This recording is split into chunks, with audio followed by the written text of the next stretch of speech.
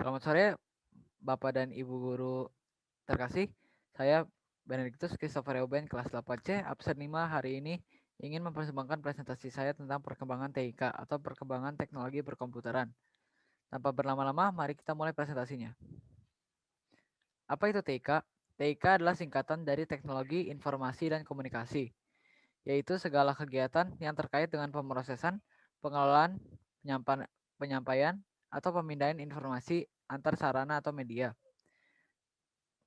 Teknologi TIK berfungsi sebagai alat. Dalam hal ini, TIK digunakan sebagai alat bantu bagi pengguna, user, atau siswa untuk membantu pembelajaran. Misalnya dalam mengolah kata, mengolah angka, membuat unsur grafis, membuat database, membuat program administrasi untuk siswa, guru, staf, data kepegawaian, keuangan, dan lain-lain.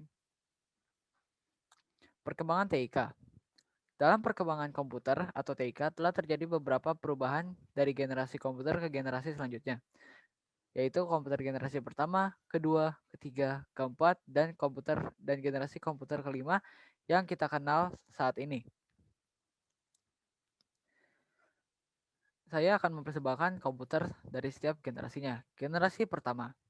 Sejarah komputer generasi pertama dikenal dengan nama Electronic Numerical Integrator atau kalkulator, yaitu sebuah alat digital elektronik yang dirancang pada tahun 1942. Komputer ini menggunakan tabung vakum sebagai komponen utamanya. Contoh komputernya adalah ENIAC, singkatan dari Electronic Numerical Integrator and Computer. ENIAC adalah komputer elektronik penuh pertama yang didesain agar Turing komplit, yang mampu diprogram ulang dengan cara mengatur ulang kabelnya agar dapat menyelesaikan segala jenis masalah perhitungan seperti kalkulasi. ENIAC dipakai untuk menghitung kalkulasi-kalkulasi sederhana seperti perkalian, pertambahan, dan lain-lain. Komputer generasi kedua. Komputer generasi 2 memakai transistor. Transistor pun mulai dipakai pada teknologi komputer generasi kedua pada tahun 1956. Penemuan lain yang penting adalah penemuan berupa pengembangan memori inti magnetik yang membantu pengembangan komputer generasi kedua agar bisa lebih kecil, lebih cepat, dan lebih dapat diandalkan serta hemat energi dibanding para pendahulunya. Mesin pertama yang dapat memanfaatkan teknologi baru ini adalah superkomputer IBM, yaitu IBM Stretch dan Sperry Rand yang membuat komputer bernama Lark. Komputer generasi ketiga. Komputer generasi ketiga merupakan komputer yang diciptakan pada rentang tahun 1964 hingga 1970. Komputer generasi ketiga ini menggunakan integrated circuit yang menggabungkan transistor-transistor. Salah satu komputer yang menggunakan IC adalah komputer Apple III. Komputer yang ditujukan untuk penggunaan pribadi berorientasi bisnis yang diproduksi oleh Apple Computer.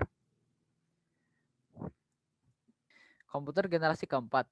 Komputer ini adalah komputer generasi keempat. Setelah IC, muncul tujuan pengembangan komputer yang lebih jelas, yaitu mengecilkan ukuran sirkuit dan komponen-komponennya. Lalu dibuatlah Large Scale Integration atau LSI yang dapat memuat ratusan komponen dalam satu chip.